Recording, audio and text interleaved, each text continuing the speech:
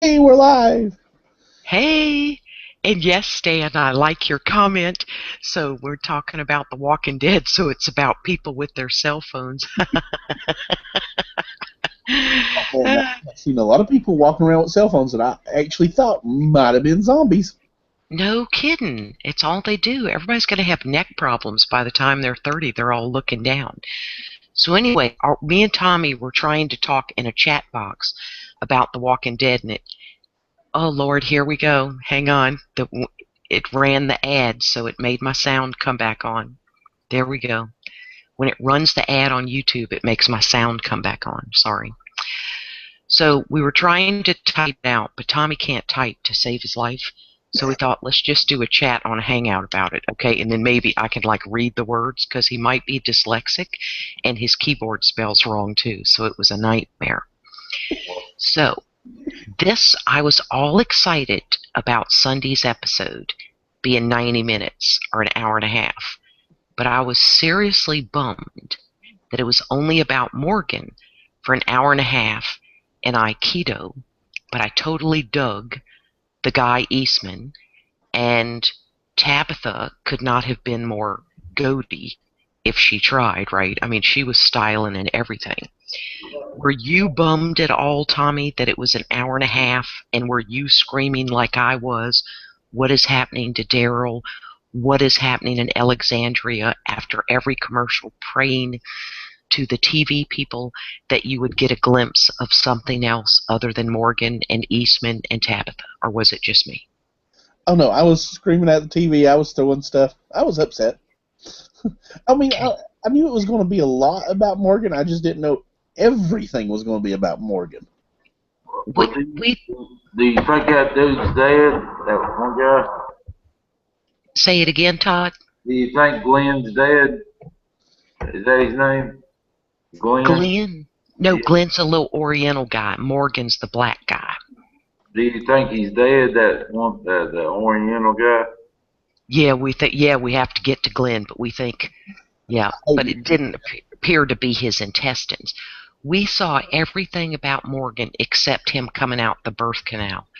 It was like I did not need to go that deep into the character of Morgan because I dig me some Morgan because I remember back when he was crazy town in the house with his son oh yeah. and his zombied wife kept coming to the door and he still couldn't shoot her. But it was just an hour and a half was so unnecessary. And they were talking about on the Walking Dead chat, which Chris Hardaway kind of gets on my nerves and I can't usually sit through it, that the Eastman cat only had 1 week, talking 5 days, to train to do Aikido, not to kill. And I dug it all, but it just didn't need to be an hour and a half. I'd have rather seen an hour and a half with the herd and Daryl on the motorcycle making his own decisions. I think we could have done just an hour on Morgan. You know, I like. It might have made a little more sense if they had done a little bit more backstory on Eastman. But yeah, I would have much rather seen what was happening with Glenn and Michonne, because Michonne's one of my favorite characters, Yes. and Carl and Carol are my absolute favorites. So now all of a sudden Carl's girlfriend's gone. I want to Oh, know, yeah. you know, what's going on. Okay. Now, back in the day when Lori was still alive, who I referred to as the whole bag of bones, right? Because she was so skinny Oh, and pregnant and was a straight up hoe, right? And Carl was always told to get in his room, and Carl never stayed in his room. So there was a time Carl got on my last Walking Dead nerve. oh no! Now I was a Carl fan from the moment he sat on the overhang of that porch, eating that damn chocolate pudding. The number 10 can of chocolate pudding. Can you imagine the joy of that? Now, this is what I totally dug was the fact that Eastman was a forensic psychologist and he said the four letters PTSD, right? And it just blew my mind. Oh, Stan just put that. He said, because PTSD is a hot issue, I think they focused on it, plus to see how Morgan got through it. Okay, to see that makes sense. Because it kind of raised a red flag for me, because I don't have, like how the government's trying to get all our veterans and everyone to say they have post-traumatic stress disorder, that way they can disarm them. But, that's a whole nother chat. That has nothing to do with this one, but it got on my nerves a little bit. Well, I mean, I like the back. I would have really, really liked to have had some backstory from him. Not just him telling about it, because he sounded like he would have been a really interesting character. Yeah, and we don't know how long he's been alone in that fantastical cabin. Yeah, because there was dozens of graves of walkers that he apparently killed. Oh, when we'd see him drag them out, and Morgan was watching from his caged room. Yeah. And then later to see all those grave markers, I actually almost cried. And I'm not a very big crier, but it was so shocking to me that, and here he would just go running down that little path he had and be able to take out, he was getting several walkers a day and putting their name on it. It was looking at their wallet, getting their ID, putting their license in a can. And it was one of those dang cookie cans. Yes, like sugar cookies would have been in. Yeah, that wouldn't be affected by the weather. Now this is look at my cookies the same way. Yeah, that's true. Now, this always has tickled me on The Walking Dead, and Daryl and his group did it. They string up some string, and then they hang pie plates or tin cans. It is always windy here on the coast. Our cans would always be rattling. So that always, I never really liked that one, because raccoons coming through, anything could set it off. But God, to be in a normal, the thing I realized for an hour and a half is I didn't want to take a shower after watching it, because we were in a clean home. Only I could imagine how bad Morgan smelled in that jail cell. And the first thing I asked when he threw him in was, who the heck has a jail cell in a beautiful rustic cabin? And they even explained that. Mm-hmm. They did. I mean, they gave away the whole story, and by the way, they had to kill Eastman, which sucked. Big time. Because he would have made a whole new part of the story, He could have came in later, and it'd been really cool. Yes. He could have stayed behind or something. Right. We could have had him and Morgan, remember? Because he was like, we've got to go. We've got to go. Yeah. And it was like he was waiting for a partner. And when I realized that the zombie coming after Morgan in the area where he had, here is not here, that he was going to let the zombie kill him. Oh, crap.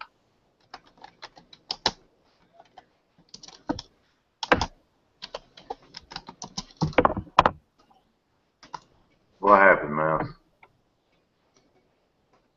Mouse? Uh-oh. I think Mouse might have just froze up. Yes, that man. Oh, she just joined back in. Okay. Now, it's dribbled rain all day, but now I have to have a thunderstorm from all heckle out there. Sorry, I was running my mouth, and then I just disappeared. Oh, it's okay. We understand. Okay, sorry. So when the zombie was coming after Morgan, and that was who he believed might be the father who he stuck in the neck, and he was gonna let him bite him like he deserved it, and Eastman jumped in and got bit. I'm like you, I was mad because I thought this would have been an epic storyline, later on. Yeah. It was kind of odd. I mean, all of a sudden, but he snapped back into that whole clearing and killing thing, which that part of it made absolutely no sense. Right. Now, Stan just put in the external that he knew when Eastman was telling him, Morgan, about the inmate, he knew that he has actually done it. I didn't believe he had done it. Not for 2 minutes. Oh, I knew he'd done it, but... Hey, Peachy girl. So he knew. But I was like, no way. When I saw the grave marker, I was mortified. Oh, 47 days he let that guy starve to death in that cage. the moment he said, I had came to the realization that all life is precious, I knew at that moment he had killed him. Oh, I'm the only one who didn't know. Well, I mean, he sat there and watched the man starve to death for, I mean, we didn't know until later that he let him starve to death for 50 days, but, Yeah. Oh my that would God. kind of be... What the hell are y'all watching? The We watched The Walking Dead. Dead. And Fuzz Fork nailed it. He said, The Walking Dead is the greatest survival show on TV. I used to watch the show Jericho. That was about, nobody knew why the world ended. I still watch it on Netflix, Peachy. It was epic. And this is right up there with Jericho. You know what I mean? Oh, damn. Wow. I honestly believe it's up there right along. Uh-oh, I think Mom's needs a link. Moms, Do you need a link? come in and talk about The Walking Dead, sister. I honestly I believe can't help y'all there because I don't watch it, so. that The Walking Dead is up there along with the road on it. Say that again. Your accent got real heavy, and I didn't understand it. It's up there with the road. The movie The Road. Okay, now I watched that on Netflix with the man walking around the apocalypse Earth with his son. The book is 100 times better. Okay, it has to be because I couldn't even get through the show. I even fast forwarded, and the only thing that happened at the end was a woman with bad teeth took the little boy. It was like, it bored me to tears. No. Okay. The book's a lot better, so I count The Walking Dead up there along with, like the Book of Eli and The Road and there's a couple of... The Book of Eli. Did you see that too, Peachy? Oh, I got it in yonder. I got it. It was so Love good. It was Peachy, you're a hoot. It was mind blowing. And Stan just pointed out when he was trying to make cheese, that was one of the things I liked. When he explained to Morgan, "Don't hurt the goat." I hadn't mastered making cheese yet, and he couldn't find him. And then his reaction was so real when he was testing the cheese, and he took such a big spoon of it. I was like, "Are you out of your mind?" And the crew actually added stuff to it to get that kind of gross reaction from him. So can you imagine he's filming and he doesn't, he couldn't curse or anything. He just rolled with it. It was very great acting and real intense stuff, but it was just too long. If Eastman had lived, it would have been worth the hour and a half because he didn't need to get bitten in the back by that walker that Morgan so unfairly, the man that Morgan so unfairly turned into a walker. Yeah, I mean, it kind of to me seemed like it was kind of a senseless death. I mean, he was saving Morgan, but who's to say Morgan wouldn't have snapped back into it just in time? Exactly. Yes, and he could have gone all keto because the walker's already dead, and he could have saved Eastman. But I did like that we had a long time before we didn't have to see Eastman actually turn or anything like we had to do back in the day with Andrea's sister, or Shane. But I would have loved to see the two of them walking to go find the group. Yeah. Now, the really disturbing part was they killed the goat. Oh yeah, Tabitha. But that was watching the zombie eat the goat was just really cruel. But without Eastman there, it's not like Morgan can walk the thing on a leash. Well, he probably could have took it with him, but... Well, you can't walk a goat on a leash and run from walkers, Tommy. Well, he had a stick. He could have been... Have you ever tried to walk a goat? Have you ever tried to walk a goat? It don't work. Oh, no. It does not work. I think a Peachy's tried to walk a goat. Now, yes, Moms? Actually, I have. Mom says Glenn is not dead. She rebukes that. Ooh, and Stan nailed it. The goat dying was symbolism. See there? Yep. It was absolutely symbolism. Yep. Oh, and Fuzzfork wishes Rick would let him look after the women folk. The goat died? The goat was eaten by a zombie. Yeah. Oh my God. That's why I store ammo. Ain't nobody eating my damn goat. No, or your pigs. But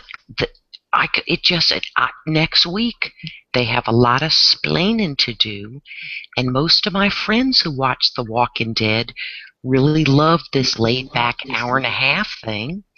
But I was like, can we get to Alexandria?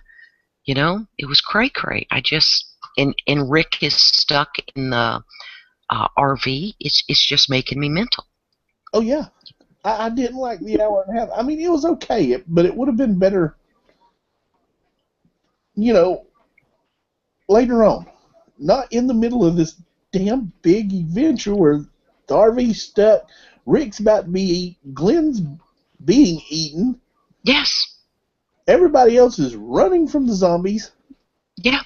The wolves have attacked Alexandria, and nobody knows where the hell they're at the moment. Oh, wait, and let's talk about Morgan leaving the crazy wolf, right, in a house basement. Yeah. It's not like he's out in a cabin like he was where he can be a psychopath. That was kind of...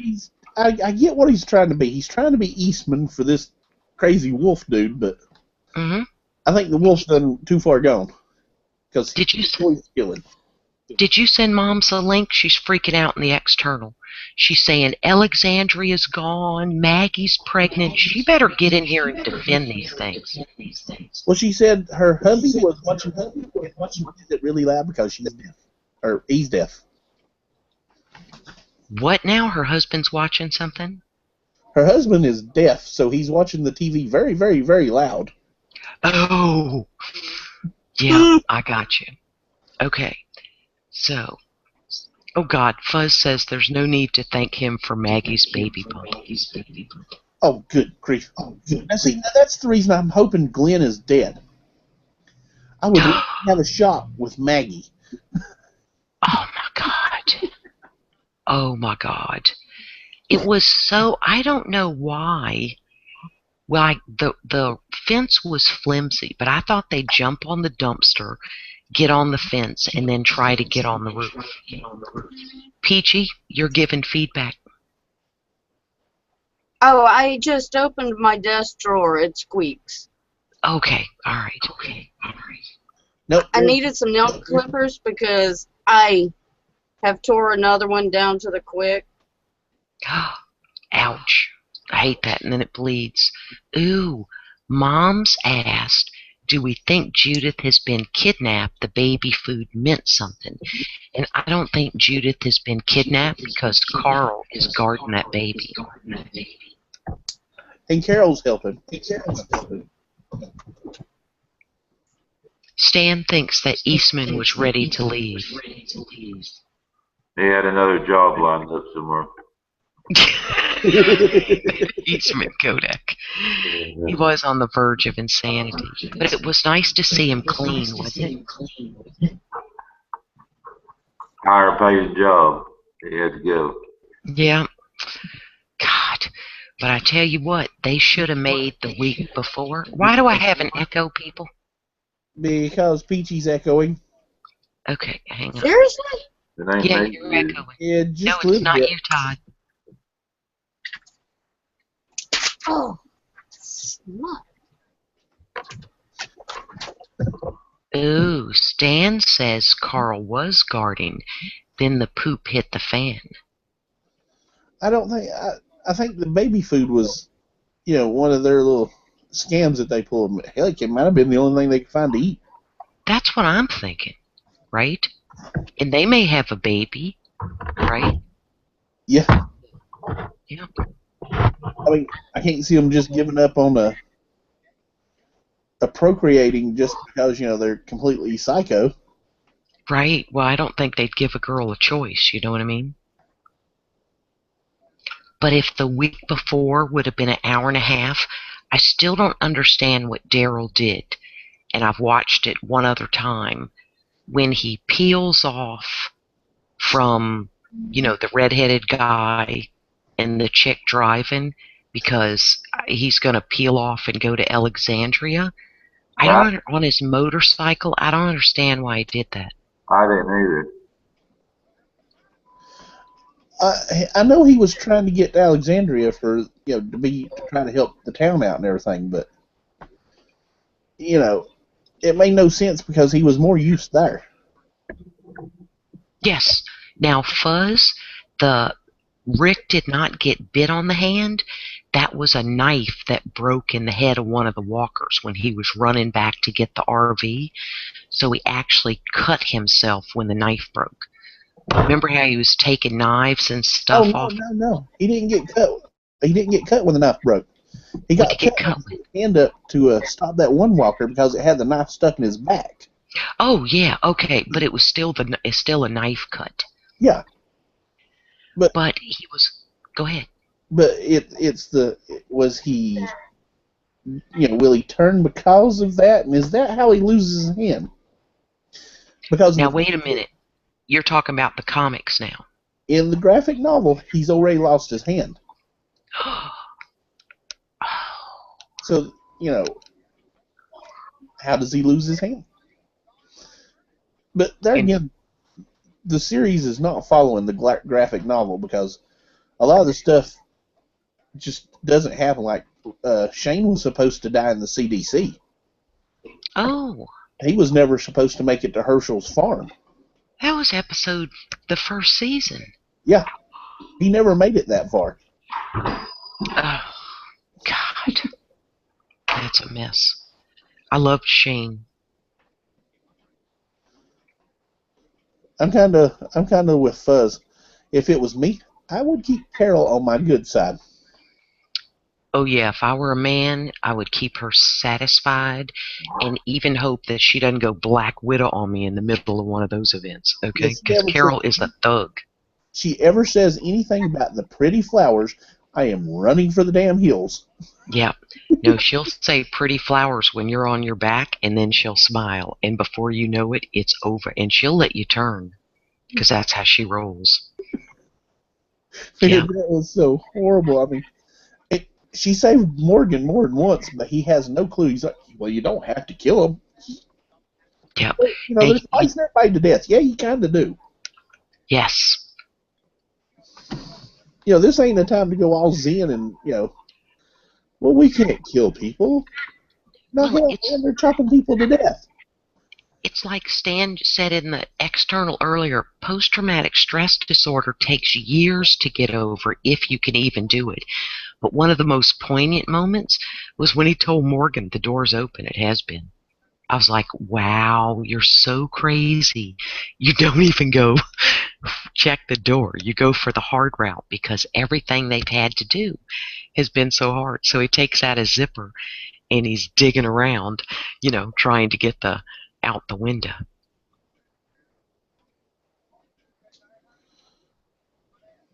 Oh, I'm trying to read Jason's comment. Novel. Jason, let me read it. When the crew was on the road with the walkers, talking behind them, and Sasha went crazy walker-killing mode and accidentally cut Abraham in the arm, he's still alive, and there was no doubt there was walker blood on it. He's right. Well, they get walker blood in their mouth, when they kill people. Yeah, we've seen it spray all over them. And they covered themselves in it in season 1 when they were trying to get out of that shopping center or whatever. They laid the intestines over them, and then, of course, I knew it was going to start to rain. We kind of saw that one coming. But, yeah, they get it in their face, everything. But I don't know how they're going to pull off saving Glenn when the guy, because it's clearly not his intestines, because it's literally right there by his chest. But with his head sticking out and he's screaming, if he weren't screaming, they may not know he's there, but he's screaming like a girl. How would he get out of it though? Because there's like a million zombies around him. How would he get out? I think because go ahead, Tommy. The theory running around is the other dude fell on top of him, which covered him in his blood, and it's kind of distracting him. So he's supposed to like roll underneath or on top of the dumpster again or some crap like that. But that sounds kind of odd and kind of haphazard since they kind of crave that fleshy stuff anyway. Wouldn't you think they'd go after the blood? No, they just eat stuff because they would be out there licking up the concrete and grass, and we never see them do that. He just needed a vacation for a week. Yeah. Yeah, that's all it was. Oh, but it was gut-wrenching that they didn't know this town. The kid didn't. It just couldn't have been any worse for him. How about when Michelle, now not this week with the endless hour and a half, Morgan and Eastman, Zen, Aikido, all life is precious, but the one before, when they had to open that pet shop door and Michonne goes out there with her sword, right, and carves them a path, but how many townspeople did they lose?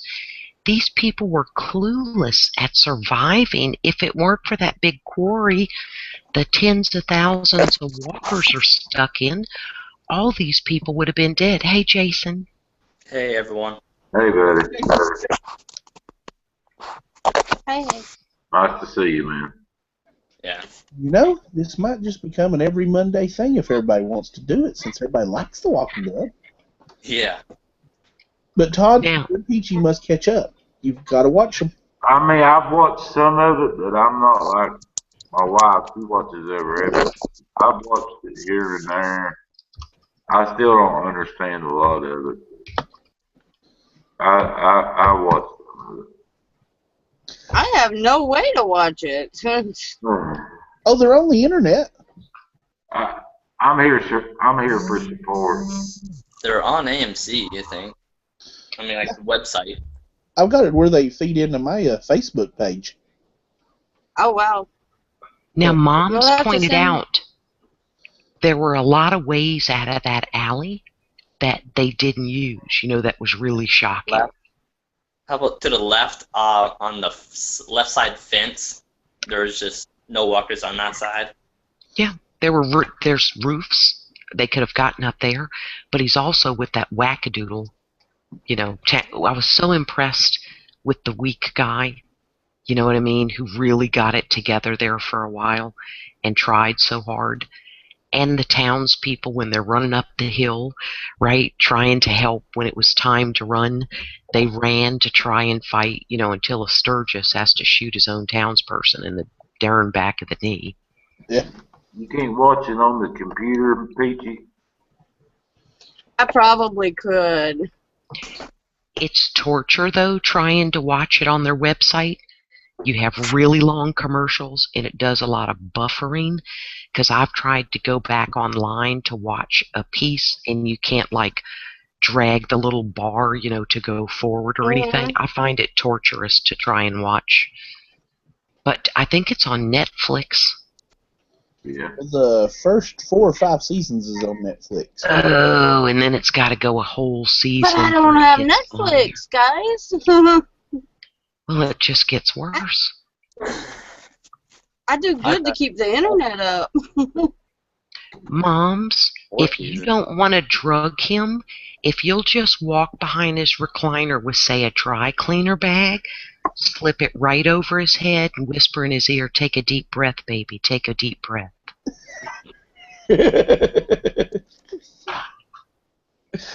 I'm glad to know I'm not the only one that's homicidal. See, even Fuzz said they lost a lot of people in this last fight, even before the Morgan thing. And that's what I love about the quarry is, like Rick pointed out, the Carter guy would have never survived that long because their wall is not that strong. They're clueless when they've gone and done runs, the young guys, like not finding an into a another exit out of a building and making a plan for they go in. Yeah. That there all the walkers were stuck in the darn quarry, because I remember when Aaron was out there and telling them which road to take back. He said, no, no, don't take that road. We haven't cleared it. And I thought, you don't clear a road of walkers. You might take out 5, but there's 200, a 30-minute walk behind them. Oh, yeah. So, well, it's kind of odd that, nobody kind of put 2 and 2 together that there was really not many walkers that hit that town. no.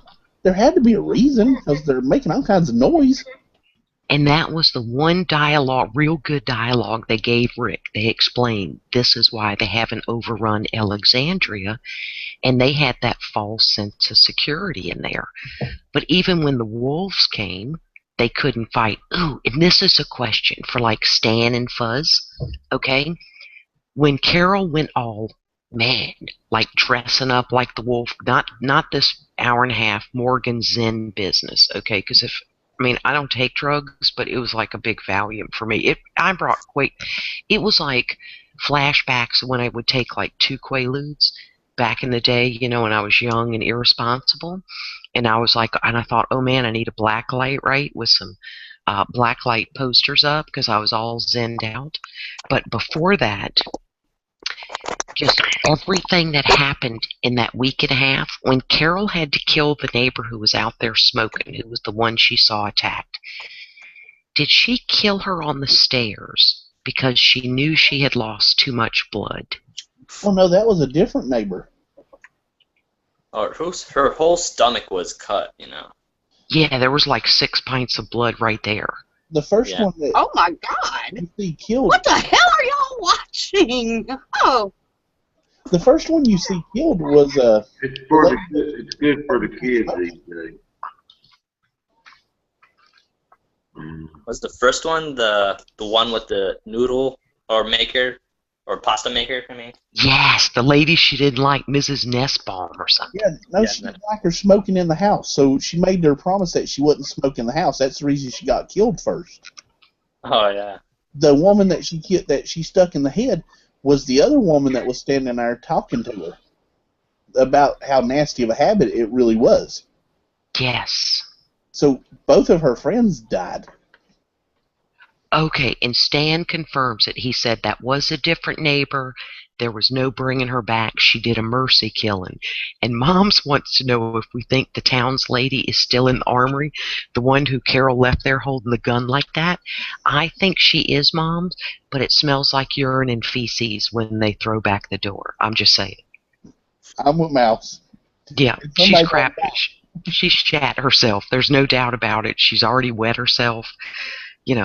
She was so, when Carol told her just aim and point, she was fired up and ready, But they are a bunch of softies in that neighborhood. But it struck me odd that, I know why Carol was crying at the last of it, because, pretty much she was the reason that first lady died. Yes, she was. Told her to smoke outside, you darn Skippy. So it tore her up. That's the reason she was crying. But, Carol's a lot harder than that. She shot that little girl for, looking at the flowers wrong or something. Okay, no, that little girl went psycho. Lizzie, she had to be killed. No, Carol did the right thing there. I know she killed her little sister. I get it, but, I'm trying to save everybody that because now Peachy really thinking we watching some weird stuff. Okay, and Mom says that this showed Carol's tender side. She did that out of love. And Stan says she thinks it was her who was indirectly responsible because she told her she should smoke outside. And listen, Fuzz, I abhorred Carl, who was never in his room from his bag of bones mom. Made me crazy. I hated Carl. Yeah, but I kind of liked him when he killed that first kid, but, when he was sitting on the top of that porch after he just had got away from the walker eating that number 10 can of chocolate pudding. Mm-hmm. I was totally a fan of his from there on out because who the hell gonna be sitting on top of a porch eating number 10 can pudding when there's a zombie trying to eat him in the damn room behind him? But I think that was a realization moment for Carl. Like, this is the way it is now. I don't have to, and it was like, who would pass up an opportunity after we don't know if it's been years. We don't know the timeline, right? But we know it's at least 9 months because it took that long to have Judith, and Judith looks, what, 2 years old now, or 18 months, whatever. Yeah. And it was an opportunity of, I'm as safe as I can be up here. He's stuck in the window. I'm just going to take a break. That was like the realization of, this is the reality, and it's all good in my hood right now. That I think in that situation, you have to take those moments. Mom said she would be sitting there eating the number 10 can of pudding. Okay, listen, Tommy would go get another one and soak his feet in them, okay? True. Yeah, it would be that good. I'm sorry, I would thrive in the zombie apocalypse because, you know, I just have no moral compass. I just wouldn't really care. I just have fun. Mom's exclamation point is sticking on her keyboard. It's okay. We understand. It's all okay. All right, so I have to go to the potty because I have a teeny tiny mouse bladder. Okay, Jason, you're going to have to elaborate some while I'm gone on the novel you wrote out there and what your perspective is. Did you love this 30-minute Zen stuff? Let me find my mute button. Oh, wait, it's huge and it's at the top. Okay. So it's talking about the Sasha slashing Abraham's arm.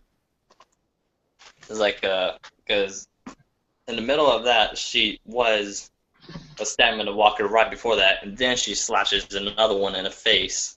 But right after that, she hits Abraham in the arm. So I don't think he would be able, or Rick would be infected, because Abraham was already done that, and he's still alive. Well, see, that's what I'm kind of wondering, because, you know, they don't make it exactly clear, but you see him stab himself with the knife when he's trying to keep the walker off. But is this the point where he loses his hand? Maybe. Well, in the comic books, he would have lost it in the third season. Yeah, but the guy that wrote them said that he actually wished he had never made Rick lose his hand. Yeah, that's one of his regrets. Maybe this is just one of those moments where he hurts his hand, but he comes out of it. Yeah. There's one moment where they teased it, when Rick busted up his hand after beating down Tyrese. Yeah. That was actually, it was supposed to be right after that was supposed to when he lose his hand, because he was beating up one of the prisoners and he busted up his hand really bad, and then that's right after that they ran into the governor and the governor cut off his hand and fed the hand to his zombie daughter. Now, what kind of governor is that? Oh, that was the governor of Woodbury. Yeah, Woodbury. For some reason, I kept thinking Westboro. That crazy church. Oh yeah, it's just like Mom says, they're already infected. Only a bite turns you. But I think it's just the infection from their mouth and whatever the disease they have in there just gets you sick and gets you to die that much quicker.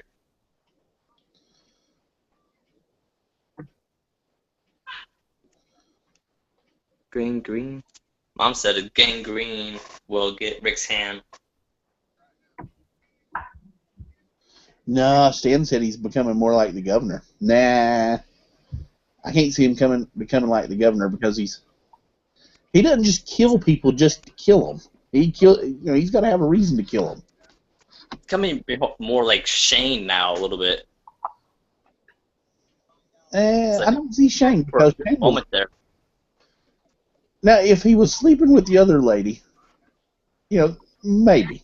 But, he waited at least until the mayor told him to kill the dude. Yeah. He was ordered to kill him. I mean, he was beating the hell out of him. He probably would have killed him in the fight and all, but, he didn't. Okay, now I also want to know, who do we and people in the chat room think the town snitches. And for Tommy, was anything about this in the comic? Because I don't remember. But being there was an A on the little balcony railing or the porch railing that Carol saw for Armory, who's the snitch? And did the wolves come because was it already known, tomorrow or Tuesday we're going to go out and look for walkers with all the townspeople? Did the wolves know there would be fewer people in town? What's everybody's feeling about that? Well, I don't think. Go ahead. You just I think they just went on there thinking that they're just gonna be little innocent people not knowing what to do and not knowing that Rick or his group would be there, or his half a group would be there. So you think happens just by chance? Yeah. Nah, I don't think it happened by chance. I think they were watching it and they had a spy. I think the little girl was a spy. That's what Mom says. Enid, what's her name? Arachnoid, Enid, something like that. She has a weird name. She's weird. Because the week before, when they were showing her coming into the town, she had been eating human. Yeah. She was eating that one dude's foot. Enid was Carl's ugly little girlfriend, the freaky girl whose parents got ate? Yeah. Who ate the turtle? When did she eat a foot? At the first of the show last week or the week before, I can't remember which one, when they showed her coming into the town, like when she first showed up, right before that, they showed her sitting there eating a foot. I thought she ate a turtle. Anybody in the chat room see her eat a foot? It looked like it was inside of a cowboy boot. No, that was a turtle, Sugar Bump. Was it? It was a turtle. Remember when you saw the scene, she's walking down the road and you see a turtle come by? You remember the turtle, Tommy? I didn't see the turtle. Okay, you missed it. It wasn't a boot with a foot. It was a turtle, and she ripped its head off and was just reaching in and eating it raw because she can't make a fire, clearly. Well, it still seems kind of odd that you sit there and eat a turtle. Girl was hungry. You don't know if she was PMSing. She didn't have a number 10 can of chocolate. Homegirl was hungry. So she got her some turtle, some tortura in Espanol. Well, that kind of even throws it even further that she was probably one of the wolves. Because they're crazy anyway. But when she used to leave the wall, she could have been meeting them when stupid Carl started following her with the grace. He's a lot of things, but he's not a ninja, right? I mean, Morgan could have followed her. She'd have never known he was there. But so you think, Tommy, it's Enid, Carl's girlfriend? It's either her or it's it was the doctor's wife and her kids. The surgeon's little boy? Oh, yeah. Go, Jason. Ron. I think his name is Ron. The kid of... the doctor? Yeah, or the doctor's kid, yeah. Yeah, who wears the beanie in the middle of summer. Yeah. Mm-hmm. Well, when Carol comes walking up, he's got a little stamp that has got the A on it that was on the armory and everything. Oh. I think Morgan wrote that. I think because remember in the last episode he was talking about it's like on his wall he had A or something like that. Or what's that one word? Clear. Not kill. Oh, yeah, Aikido. Clear. Aikido. Mm-hmm. Yeah, he had clear Aikido. Okay, but it clearly marked the armory, and you could see Carol go like they marked it so they'd know it was there. I love Aaron, the one who found the group. Oh, he's an incredible character. That's who Mom was asking about. That was Aaron, Mom's. Yep. Oh yeah, Mom's was talking about the wolves ate Sasha's boyfriend. It was actually the Terminus people ate Bob's foot. And Stan says Ron knew the one wolf. No, Stan thinks it's Morgan because he knew the one wolf, the lead wolf he has in the basement. No, Stan, that was the wolf that he let go, wasn't it? that was the one who, when Morgan first ran into him, he said, "Just stay still." Remember? And he didn't even want to let him take a drink out of his canteen because he wanted every drop. That's the one Morgan encountered in the woods and put him and his buddy in the car. Yeah.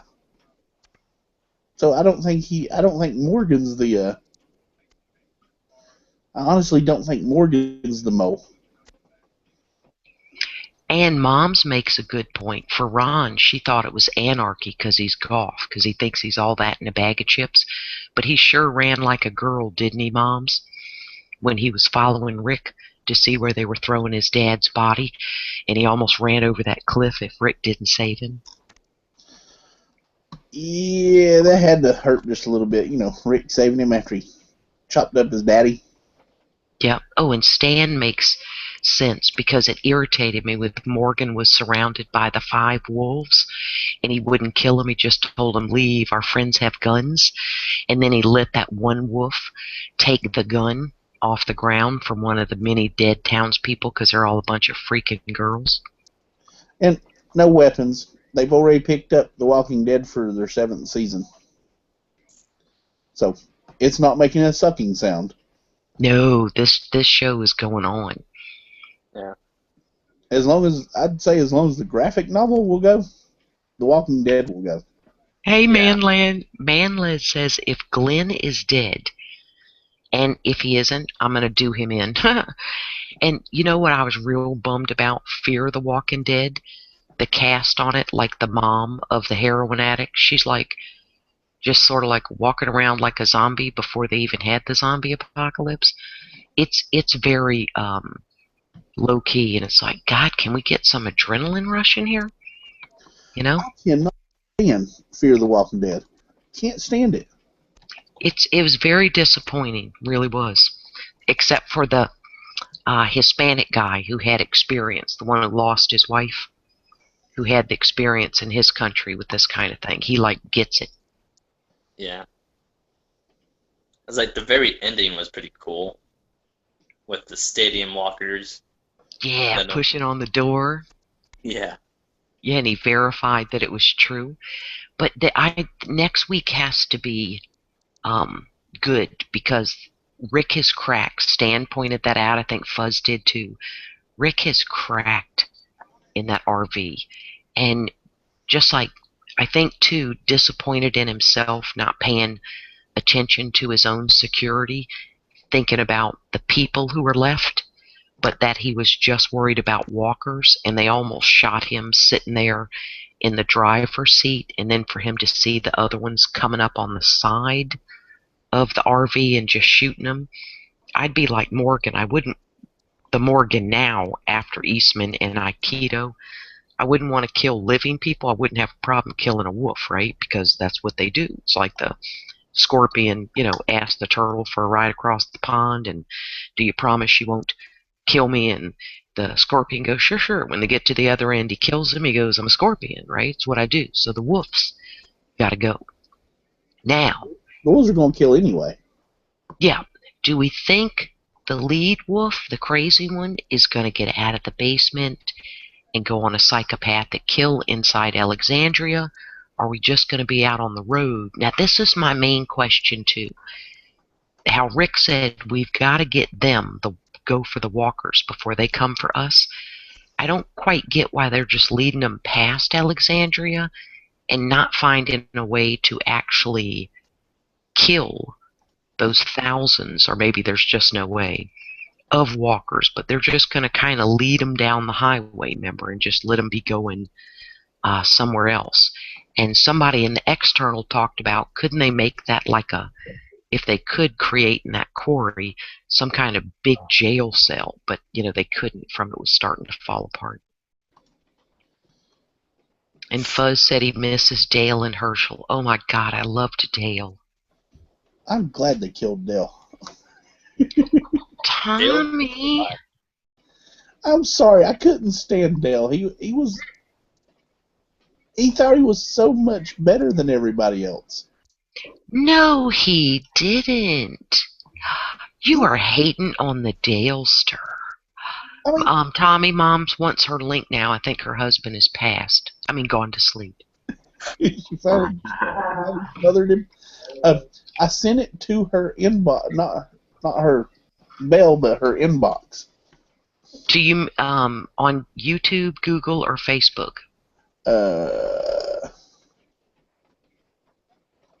Now there's the sucking sound of silence. I suspect he has one finger in his nose, and he's trying to jiggle it around, going, "What exactly did I do?" Yeah, I was trying to tickle my brain so it'd start working. He's gonna send it again. How's the weather down there, Mouse? It's raining. Yep. Well, I have already sent her one through the mail, but then I sent the other one through her inbox using her YouTube channel. Okay, that's her bell too. So you sent her a message. So go to your messages, Mom. Go to your control panel up there. Your what's that darn thing called now? Your Creator Studio. Click on your icon. Go to Creator Studio. Then go to Community and Messages. That's where I think he sent it. If I speak redneck speak. Yeah. Mm-hmm. That's where I sent it. Yeah. Okay. It's going to be in your messages, Moms. And Fuzz says when Glenn fell off the dumpster, he pulled the other guy on top of him. I don't know why Glenn didn't let go of the darn guy's arm.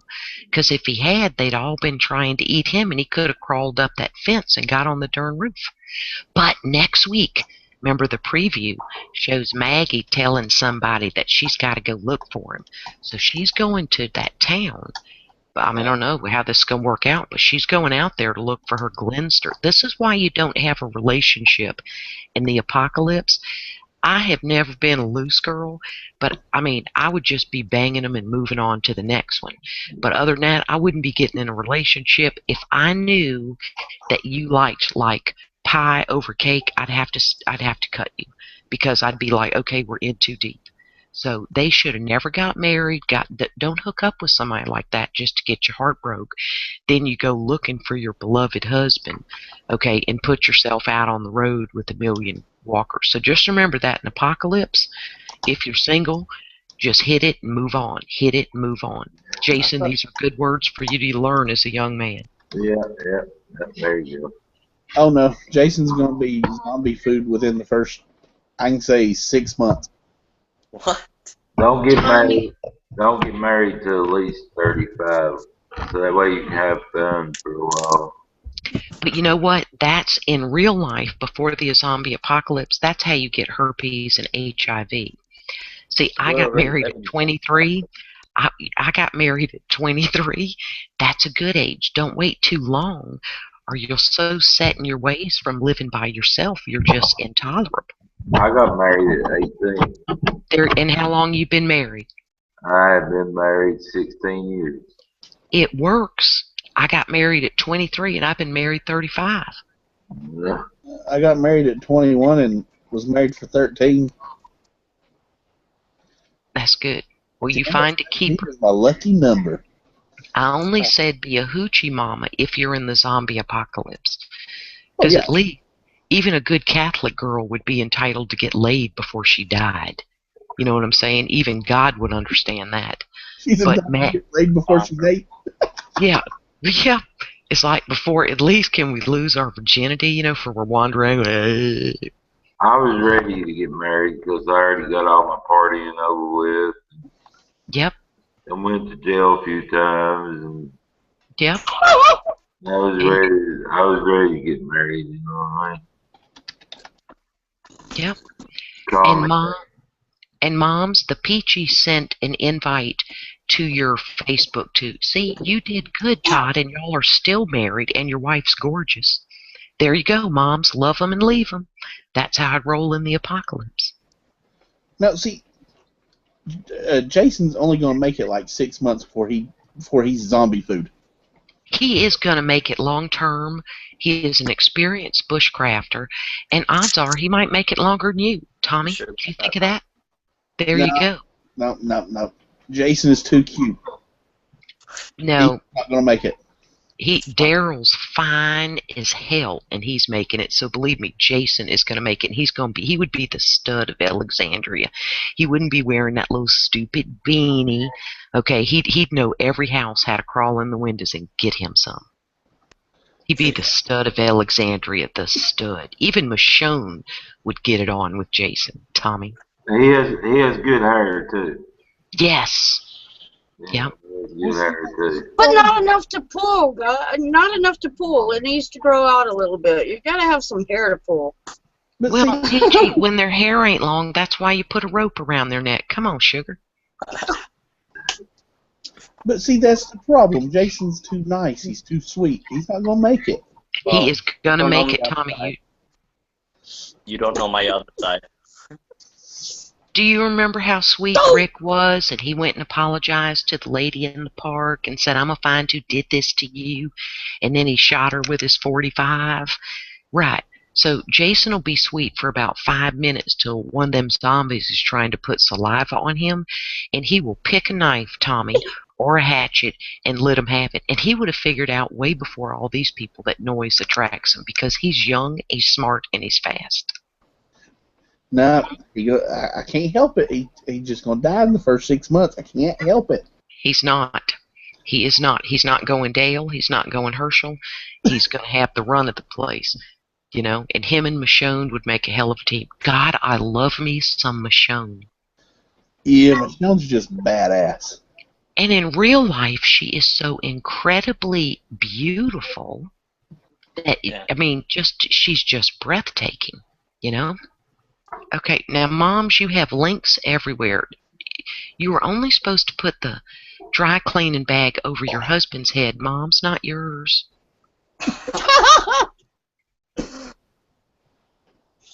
And remember, little nerdy Glenn is the one who saved Rick when he was in the tank in Atlanta.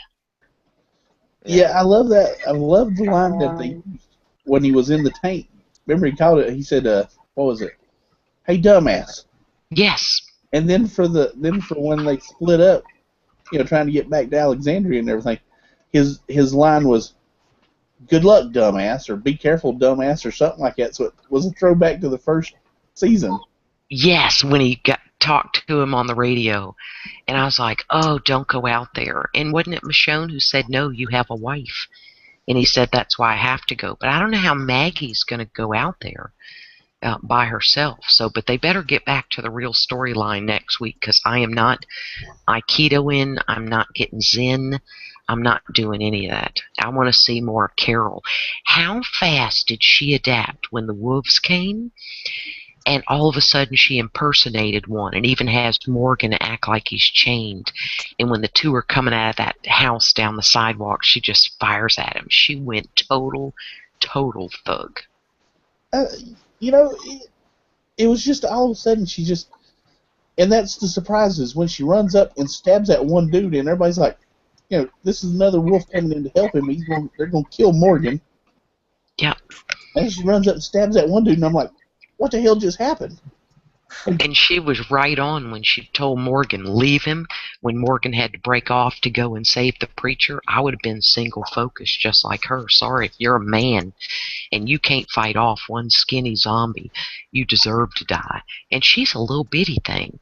That's why, like, I love Abraham, but I'm not as amazed at his thugness. I did love when he got out of the car last Sunday, not this Zen one, and to bring the walkers back in, and Sasha didn't want him to get out. Yeah. I expect him to be a thug because he's so big.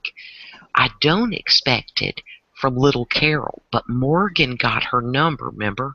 The week before last when he said, you're always watching, you pay attention. He's very Zen-like and is a watcher. So Carol was trying to act like a little Susie Homemaker. Moms! She made it, Peachy. Hey, Moms. Yay! Well, maybe she made it. Half of her made it. Her icon's here. Manland nailed it. He said, Glenn lets people shoot him, stab him, and kill his friends. Right? And Stan says Glenn's intelligent. He realizes people make mistakes. He likes to give people second chances. But you You can't know? give people second chances in the zombie apocalypse because, it's going to get you ate. Well, that's what Stan said. He said it'll get you killed, but it's an honorable trait to have. But I'd be more like Carol, right? I'd rather be alive than ate. Exactly. I don't care if I'm honorable or not. I don't want to be ate. But now there's so many of the group gone, like the intensity of just watching Michonne come back with the town guy with the braids, the black guy who she said, you're not doing this until you're covered in so much blood you don't know if it's yours, your friends, or a walker's. And he looked at himself and a reflection in that river, and he didn't know where all the blood was coming from. And then it's just Michonne, him, and the guy who got shot in the knee by Sturgis. It's very, very intense. And then they're going back to the Alexandria. I don't remember seeing smoke from those houses that they're walking past outside Alexandria that have burned. All the Molotovs that they threw. Remember that? Yeah, okay, thank you. And we just didn't see the fires. That's right, they were throwing the Molotov. That's what got Richard up on the wall. Yeah. Okay, thank you, Jason. That's where that came from. Now, with me, I can't figure out why they've got all those houses around them. I know they kind of expand the walls and everything, but those things would be kind of a hazard. Well, I'm sure because it's such a dense community. You saw the sign. They start at the 800,000s. It's like the McMansions, where you get very little lot.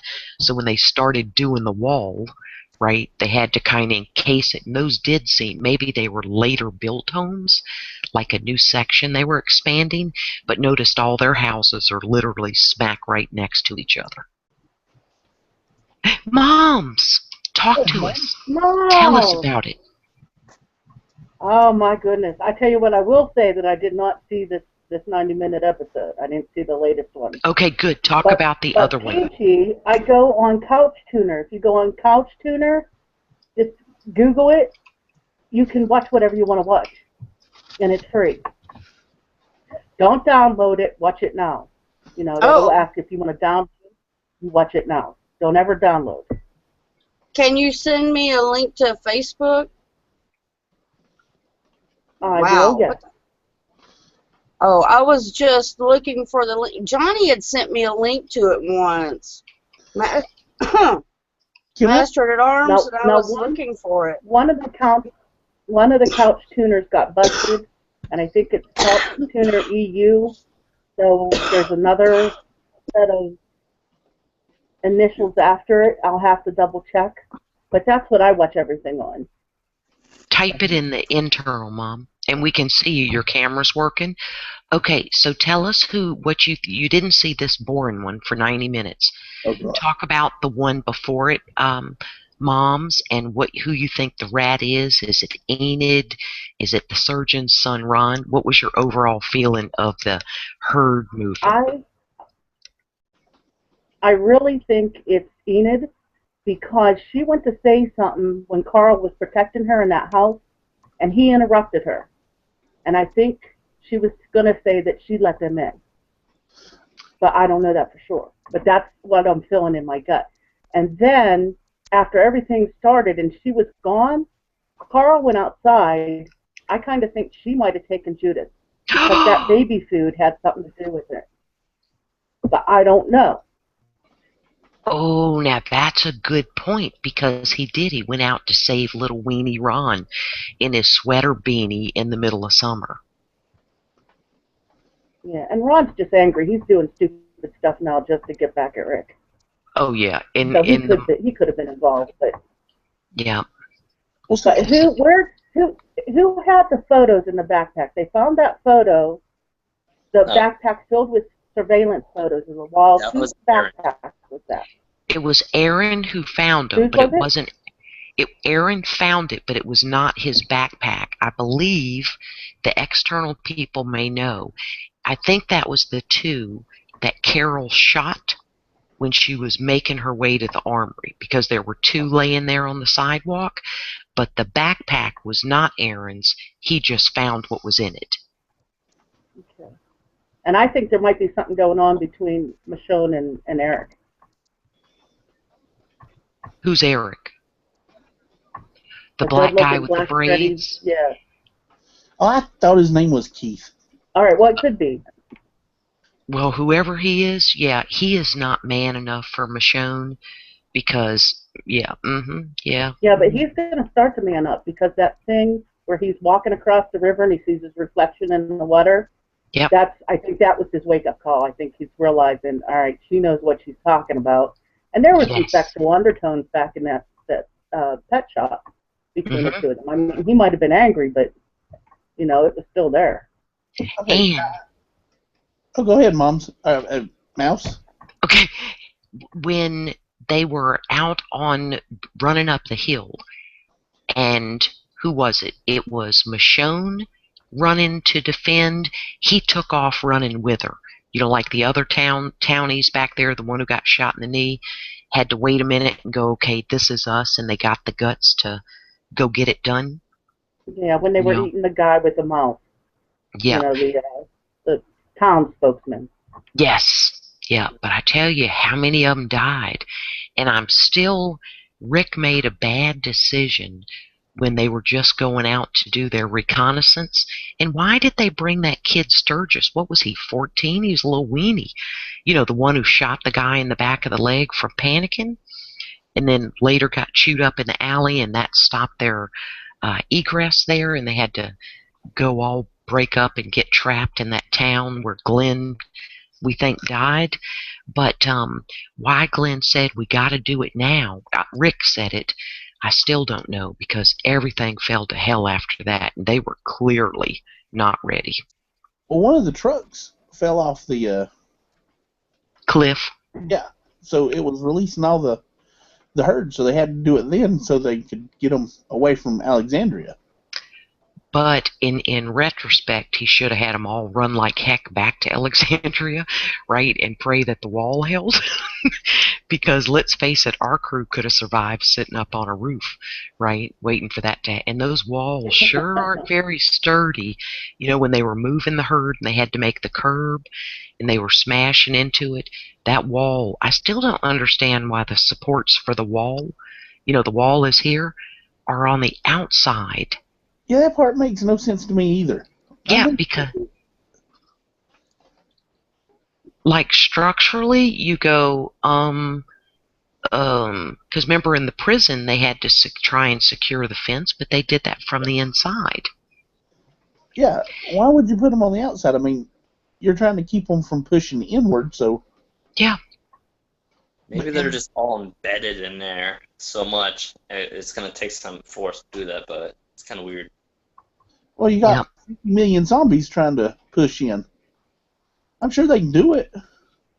Yeah. But it also gives the wolves and people like that a way to climb up. Hello, like monkeys, raccoons, and rats. Exactly. It was like, duh.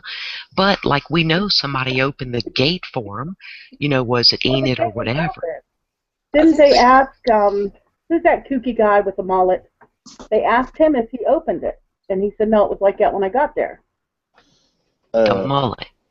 You know, Abraham, the redheaded guy? No, not Abraham. Eugene. The other guy. Eugene, yeah.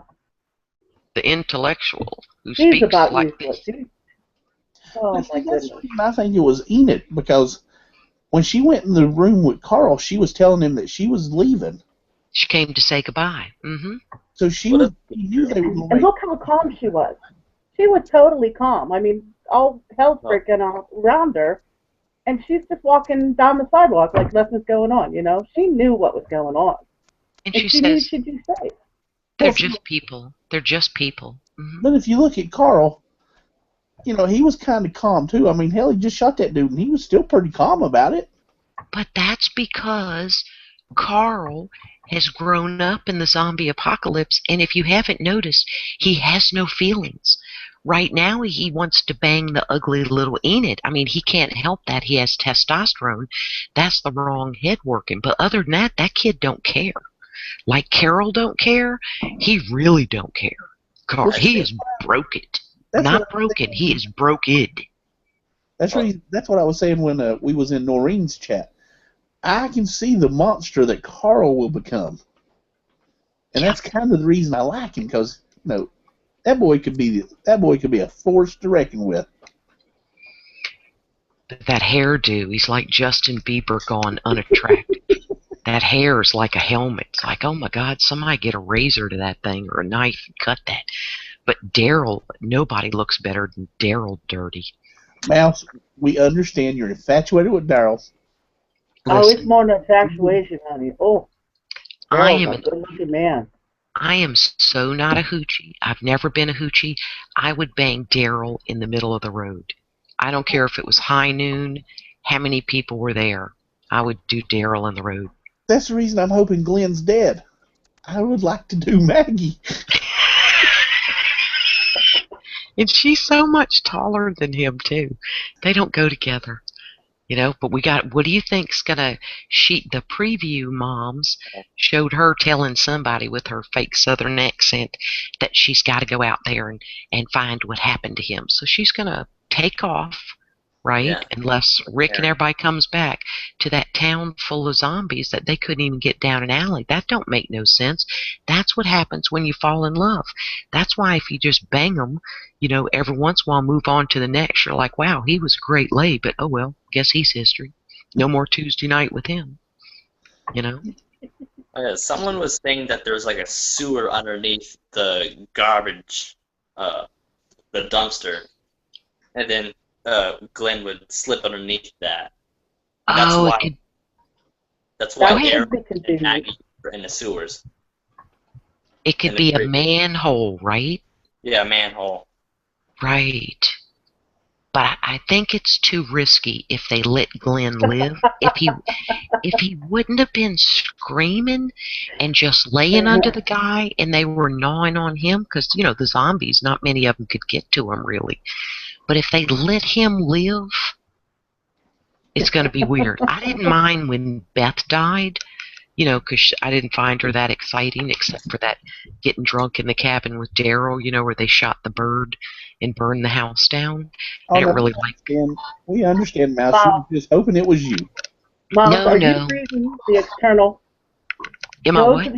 Go to the external and read. Okay. Yeah, it's got quite lively. I think that was Stan nailed it, a mosh pit, a quarry banging. Oh my God. Wait, shoot. This is so darn hard now, you can't hardly move the external around without making your screen all wonky. Yeah, see, weapons machinist, that's my question. Where are they moving this herd of zombies? They're just moving them down the highway, like they can't make a U-turn, like somebody won't fart, right? And they all turn around and come back. I don't know why they're not trying to send them somewhere and gas them. Hello, Mom. Well, I saw in the preview they do make it to Alexandria. I watched the preview again, and then there's just Vasquez, or that Latina girl right next to Abraham. Okay, Jason, you went all Mr. Roboto, and it sounded like they went, wah, wah, wah. You're going to have to repeat that. We only see your icon and not your camera. Could you say it again, and I'll tell you if you're roboting? Okay. Am I roboto now? No, it sounds better. Alright. I saw in the preview that they're at the wall at Alexandria, all the walkers, or a lot of the walkers. But on top of the gate, they have Diana's son right next to Abraham's girlfriend. Well, there was a big crowd of those zombies from that big herd that kind of veered off because of the gunshots and everything. The horn. Yeah. That's the last shot that they did, not this Sunday, but the past Sunday, when they panned up. Half the zombies were going to Rick, and the other half were still going to Alexandria. Oy. Well, they need to get back to it next week because I'm over Morgan, and I just don't care anymore. And Morgan was my favorite character, But we need to find out what's happening. Yeah, but Morgan, that story didn't really need to happen unless they were bringing Eastman into it, and then they killed him off. So what the hell? Right. Did they build all this up exactly for an hour and a half as to why he can't kill the wolf leader? He's locked in the basement, who's going to go on a mad killing spree and probably gnaw on Edith, on Judith, Well, you know it. Well, Yeah. a lot of other people are saying that they were looking forward to seeing Morgan's side of it or what happened to him.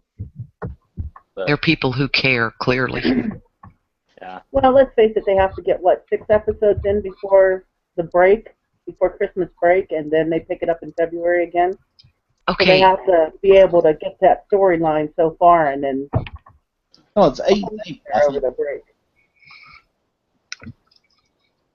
Night, Todd. Night, Todd. See, I am old enough to remember in the summer we watched reruns of things. Why can't they? Would they have like Fear the Walking Dead 4 episodes and then they take some?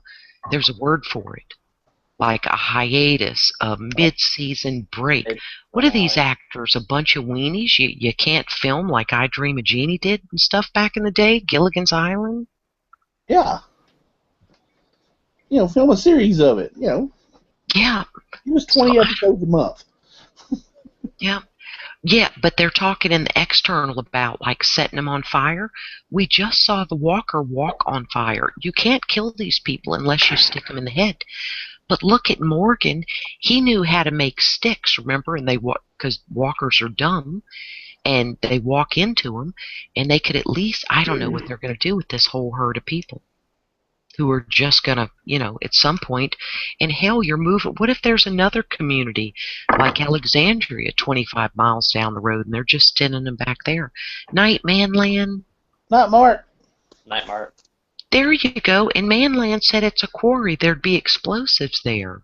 Yeah, blow them all up in half and just let them be dragging themselves around by their fingernails. That would work for me. Yeah, but there's a problem. What? Usually the explosives is at the bottom of the pit. And they're at the bottom. And the sound, that's right. Somebody in the external said the sound of all those walkers was drawing more walkers to it. And then from the heavy rains and that wall collapsed and who are the people who put the trucks there? It certainly wasn't anybody at Alexandria because they didn't know nothing about it. What happened to those people? The people at Alexandria said they don't go there anymore. So at one point they must have went there to set up those trucks. No, it was because a group. Deanna said something about we don't go in that direction anymore. Whenever she was whenever they were burying Ronstadt. Okay. So they must have set that up beforehand and noticed that that's where they were going. They're not smart enough to do that, those Alexandrians. No. What were you going to say, Jason? I was like, I think that they were talking about some other group did that before, that they knew before. But they haven't seen them in a long time. Because that might be the wolves. Well, see, that would make more sense because the people inside Alexandria, there's no way they could have figured that one out. They are dumber than a bag of hammers. I mean, Carol mimicked their dressing, right, with the little sweater. Like, I would have rather, instead of that hour and a half on Morgan, how did the surgeon who beat his wife, right, get there? Because those weren't these people's homes. And another question, why did Enid have that big key ring of keys to, like, walk in and out of people's houses? Like when you arrive, remember Deanna gave them one house. She wanted to give them several. Go ahead, Jason. She was talking about she needed a way out. And it's like she felt that not every place is going to be safe for a long time. And that's what it's like. I think she just has like some type of trust issues or staying issue type of thing. So yeah, like when she said it's too big to protect, too many blind spots. But she didn't need a key to every house in that darn neighborhood. You don't just run from one house to the next with glass doors. Well, see, they had to have the keys to get the front gate open, and she happened to have the keys. But she didn't have to have the keys to get out of Alexandria because her and Carl snuck out more than once. Right. She knew how to get over the wall. So why did she have the keys? Maybe she was going to hand them to a wolf in the street, because when he said, who's out there? People, just people. So weird. So, I don't, but it's a long darn time till Sunday, people. But they would need, but the wolves would need the keys so they can start clearing every house. Why would they need the keys if it's just break a window and climb in? Right. Well, maybe their plan was to take over the town itself. You know, not just go in and raid, but just take occupancy up in the town. See, that's crazy. So, you know, they wouldn't think, you know, break a window. Let's get the keys. Right. See, that's a good point, Moms, because didn't the wolf try and tell Morgan he's in that basement, you know, lower room of a house, and tell Morgan something about that? You know, we thought they didn't belong, something like that. But you can tell they're like so scruffy. That neighborhood would have been a hot mess with them up to it, them up in it. I think they're just kind of animals. I think the one that Morgan and Gabriel were next to when Morgan was tying up, and then that wolf woke up and was saying, "You don't belong here," or something like that. Yep. And you went roboto again, and we can't see your camera. Is this better? You see up there where you have the mute button in the middle of your screen and the camera and then the 4 bars, and you hover it and it says adjust your bandwidth usage? I'm on my phone. Oh, you're the phone guy. That's why. Okay, that's why. So you were saying something about Gabriel and Morgan, Jason. Yeah, the wolf that they got is like they were talking about him saying, "You don't belong here and you shouldn't be here." So that's what I think. I think they're there for a reason. And were they all? Do you think they were all kicked out of Alexandria by boring little Deanna? Like she let them go alive? Carol would have slit their throat, you know? Maybe. It's like it could be the exiled. Yeah. Yeah, you know, Carol would have been like, "Okay, come on, we need to go look at the flowers and we need to talk." Listen, Rick's group would have been no problem, and each one of them, 20 minutes later, one would have run into Michonne. They'd all been beheaded and buried to where none of the townspeople could find them, you know. Oh, Tabitha is the goat weapons machinist. That was Eastman's goat. He was trying to learn how to make cheese. Yeah.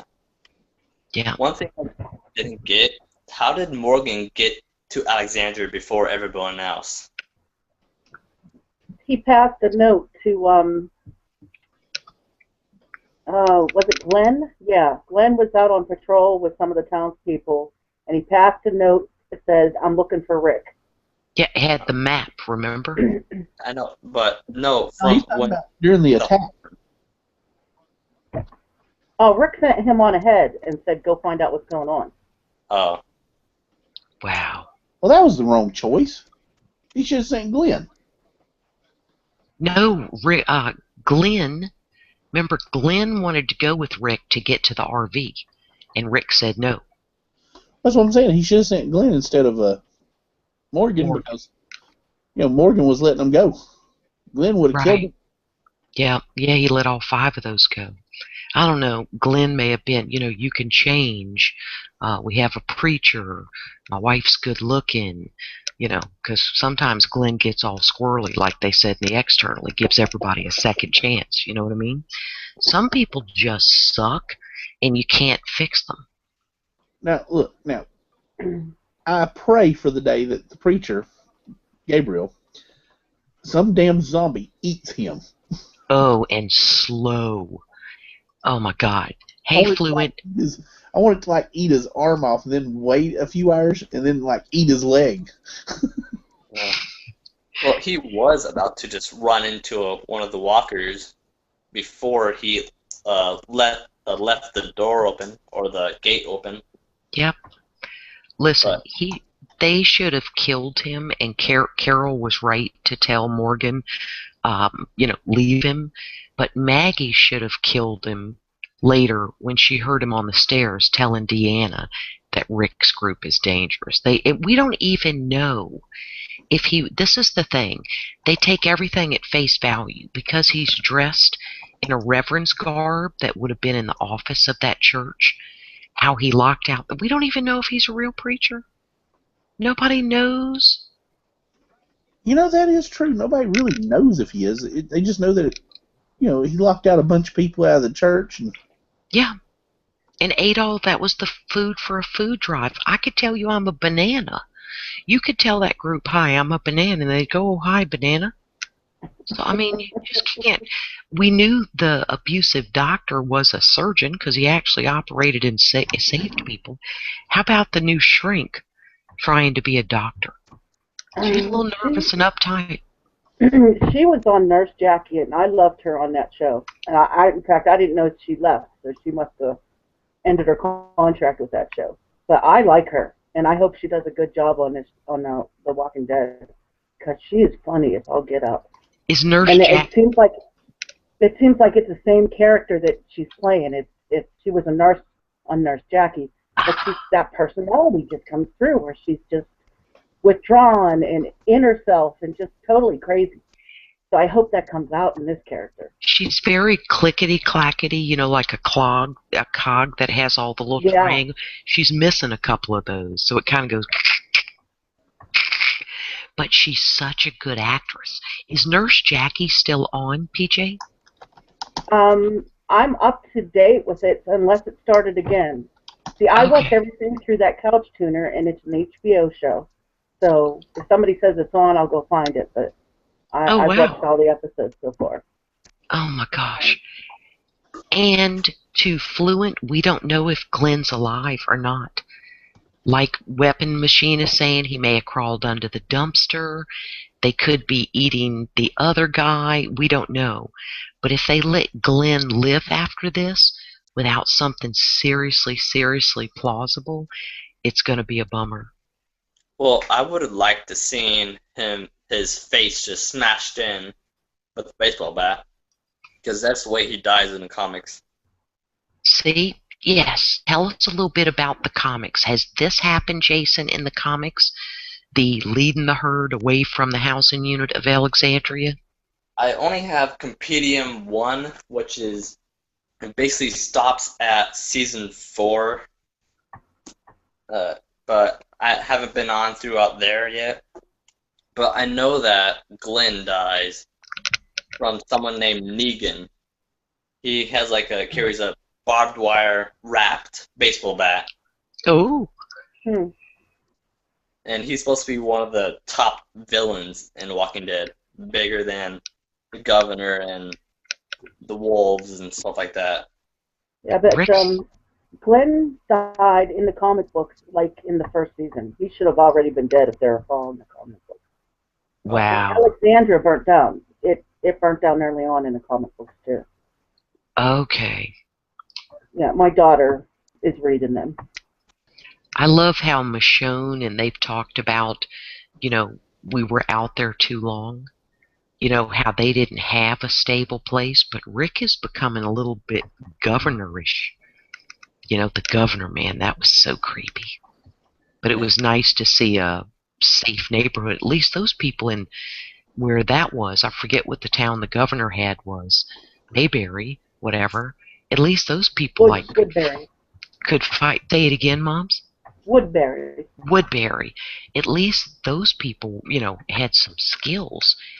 But at least with the quarry, it explains why they haven't had to do a lot of dirty work in Alexandria. Well, actually, only the military version in Woodbury knew how to fight. Most of the other people, the town people, didn't know how to. Right. So, it was the same situation. One group knows how to.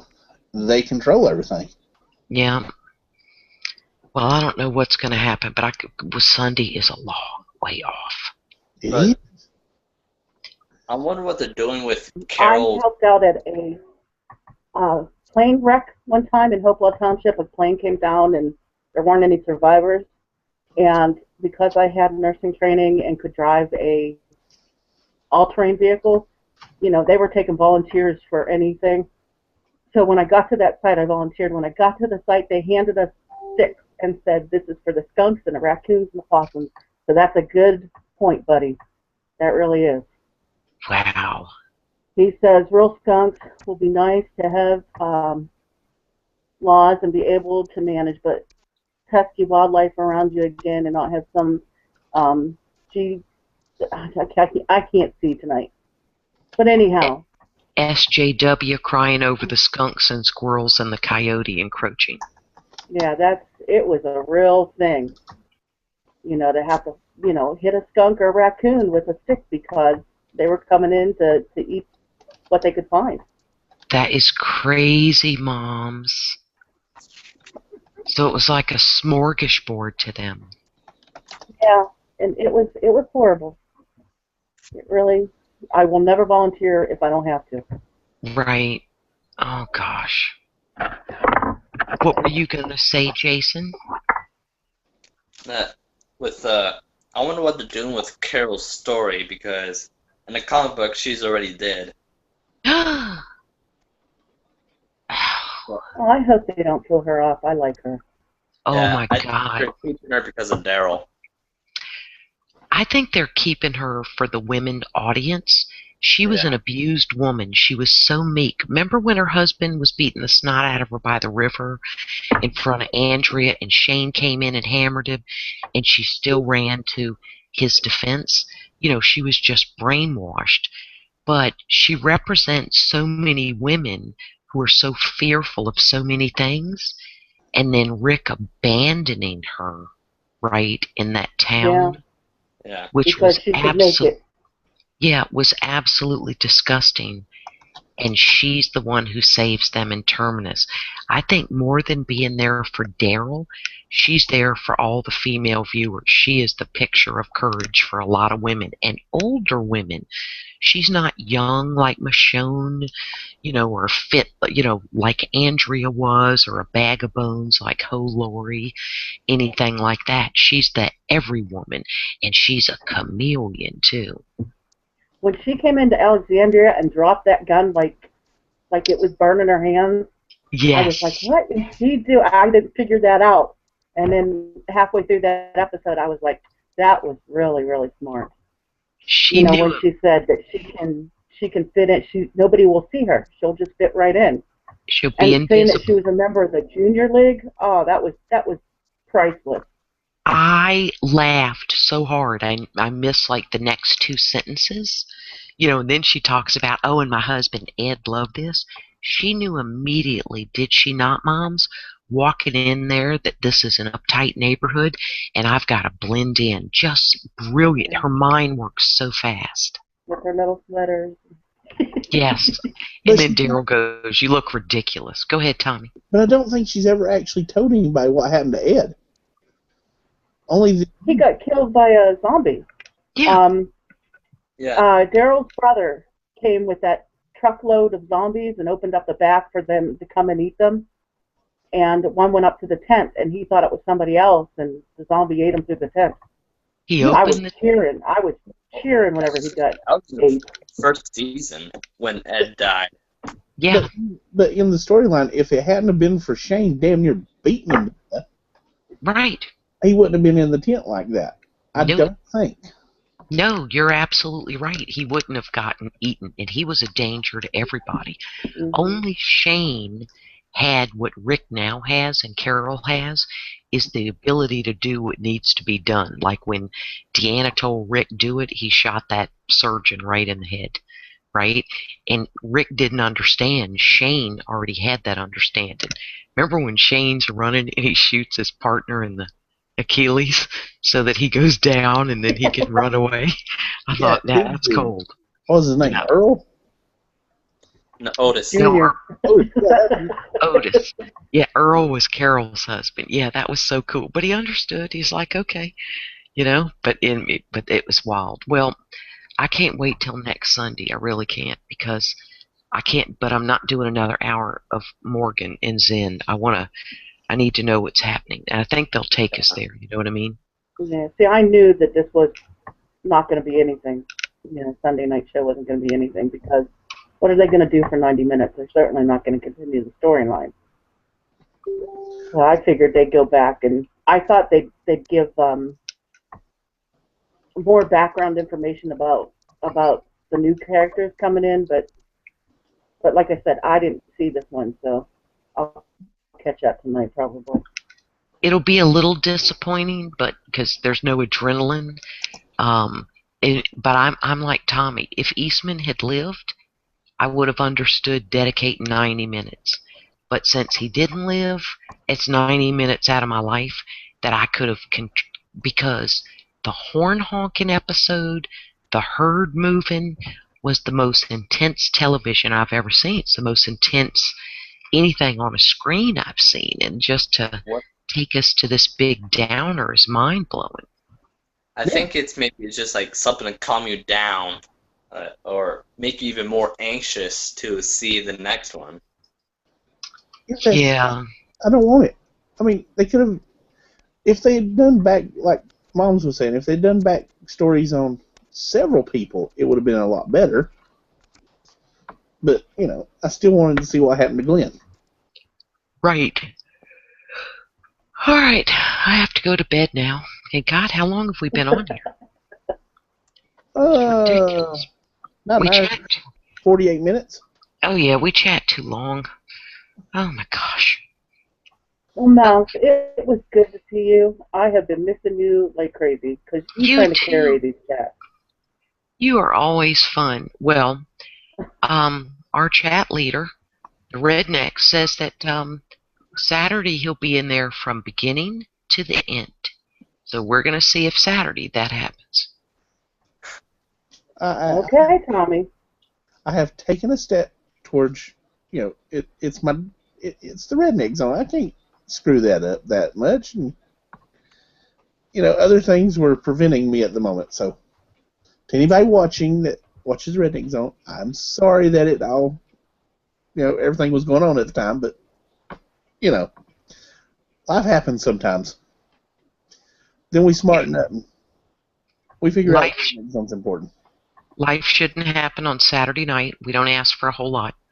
You know what I mean? We'll just do a 2-hour chat on Saturday and be like, okay, call it good. But we all have to show up. We got to have the Redneck Zone, and we got to have The Walking Dead on Sunday, so we actually need 2 days.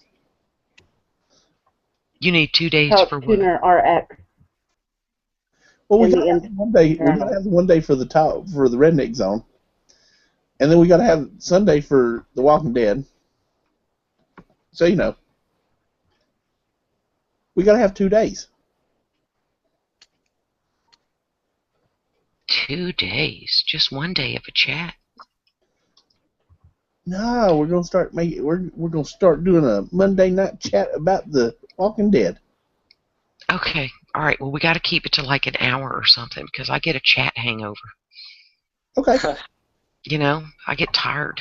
Don't y'all get tired? Plus, No. You don't get tired, Jason. You're like 5 years old. I'm like 100.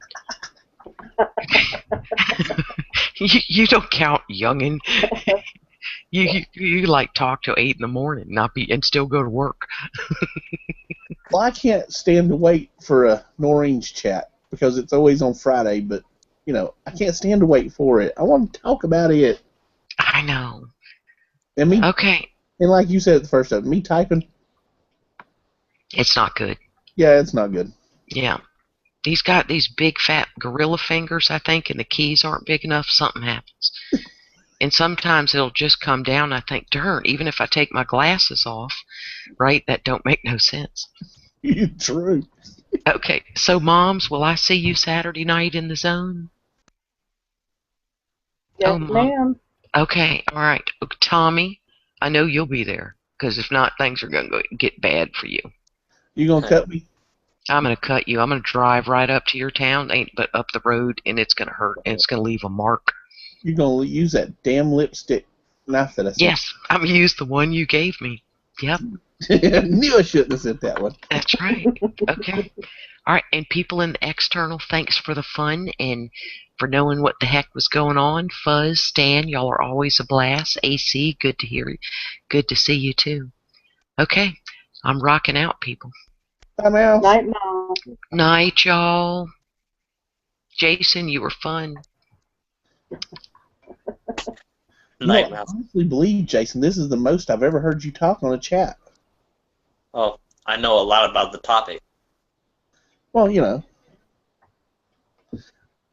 it's The Walking Dead. I mean, how can we not know a lot about it? Yeah. It's just I'm not going to do like Noreen does, which, don't get me wrong, I love watching Noreen's chat. But she watches the show probably 50 or 60 times, or she takes notes and stuff. I love the show. I'm just not that into it. Well, I watch it like maybe 3 times because like the first time, and then the time I watch it with my sister when she watches it, and then the time that I watch it with my dad when he watches it. So I pick up more things when I rewatch the episode. Oh yeah. Dang, did Mouse? Yeah, but Everybody left with her? Peachy was already gone. I don't know when she went out. Was that She about- was having another one of those coughing spells that she gets. Oh, that's it. Yeah, but I watched the Talking Dead, and you know how they do that in memorial of all the zombies and things that have died during that episode. Yeah, they didn't do one. Glenn What did- wasn't on it. And they usually will bring the dead one on Yeah. that Talking Dead, Mhm. and he wasn't on that one either. Which one were you talking about? What's episode? The Last one one? where Glenn supposedly died. Oh, they did do a memoriam, but Glenn wasn't on it. Yeah, but Glenn wasn't on that. there's the director said to hold off on that. Hold off on the memoriam for Glenn. And then he said you'll be seeing Glenn, parts of Glenn, or something like that, either dead or alive. Yeah, but they should have at least gave him his memorial. But we don't know if he actually is alive or dead yet. So, but Wouldn't that be something if Maggie found him as a zombie? yeah, but once they do find him like that, that's some closure to actually know that they could put his body into the memoriam. Huh. But it's like a lot of people are saying that Nicholas is having a hallucination. And like him killing himself is the hallucination, but he was in the memoriam, but Nicholas was in the memoriam. So I don't think that would be plausible. Okay, change the subject for just a minute. Is anybody watching Monday Night Football? No. The Panthers are beating the Colts. What? Yeah. But the catch to it is the Panthers have went undefeated this season. They're the only team that's went this far undefeated. I kind of like the Colts. I'm a Panthers fan. But there again, that's because I live in North Carolina, so, you know, I'm a Panthers fan. Well, I used to live in Indiana, so Colts fan.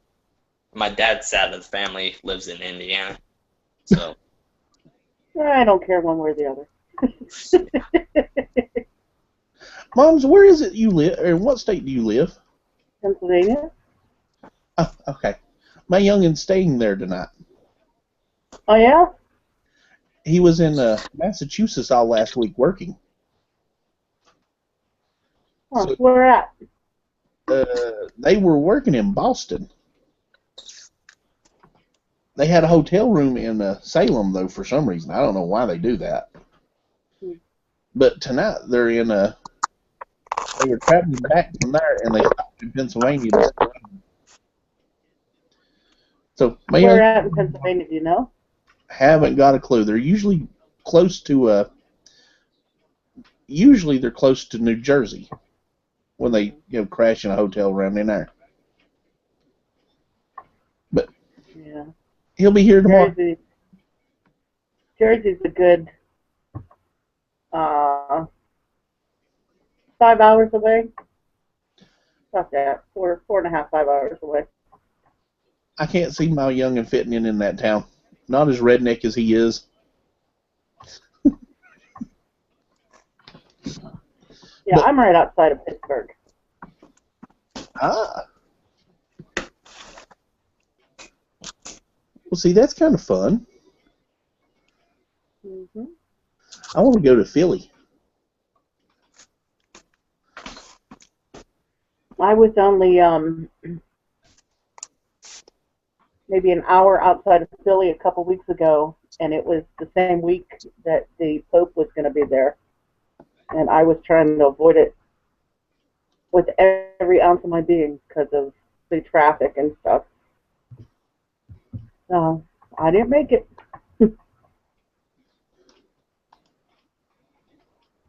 Huh. That's kind of crazy. I think Google ended our stream. What? I still see live on my corner. I'm getting buffering on mine. It goes Yeah, up. we're still live. Huh. I don't know, because it says we got 2 viewers and mine's buffering. Let me check mine. Okay, anyway, The Walking Dead. So, me and Mom's is in agreement that it's Inget, that's, the mole. Yeah. But what's the deal with the little kid and the little A stamp that he had? That's the one that Carol found on the banister. What's up with that? I don't know. What if it's the Terminus people, because they were in the trail cart when their letter was A. But I don't think they're still alive, but it seems like kind of weird. But how would they have got away from Terminus since them crazy people were eating everybody? Yeah. And Okay, where was the letter A in Terminus? No, they were on the train cart where they put into. The A was on the trail cart. It's where they distinguish which group is which.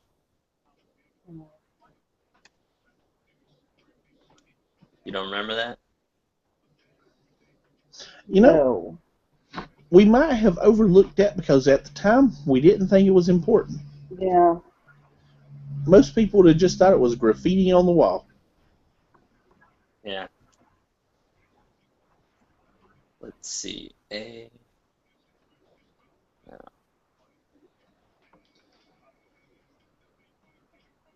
But with me, I still think it was Inget, and I think the wolves are supposed to be that other group that they keep talking about in the novel. I think the wolves are actually the, what is it they're called? The Whisperers or something like that? I don't know. Oh, you said you've only read up to like the 4th novel. Yeah, there's like until the very ending where the prison gets raided by the governor people. Yeah. That's where it kind of ends with Rick and Carl going up that hill with the president behind them. This is where this compendium ends. And I think this is issue, let's see if it says it, 1 through 48. I always love those things. Yeah. I have several of those for the X-Men. But This is what we did. Yeah. They're showing coyotes on the news right now, and I saw a fox out in the daytime, and I thought that's really strange because foxes are usually out at night in like dusk. And I bet it was a coyote now that because they're looking pretty straggly on the news. But I thought it was a fox. Well, coyotes are a lot bigger than foxes. Yeah, this wasn't very big. That's why, and it was in a field. I saw it going through a field. Did you hear it? Was it No. yipping or was it? No, we were driving and I saw it. But over at my mom's house, one of somebody that trains beagles up. She lives in a park. Somebody was training a beagle up in this park to chase rabbits, and it got attacked by a coyote. I mean, it lived and everything. He went after it real quick. But yeah, they're around us. Yeah. Since we just moved, it's like there's going to be a lot more coyotes out here because there's more land to go around. Oh shoot, coyotes are bad out here. They've pretty much got open season on them. Yeah. But also, there's a lot of rabbits out here as well. There more than the last house that I was at. I was thinking about rabbit stew. I like rabbit stew. Well, do y'all want to end the chat or the live part of the chat? Yeah, they said in the external that we already ended it, so I don't know if it froze. Yeah, I think Google messed it up. So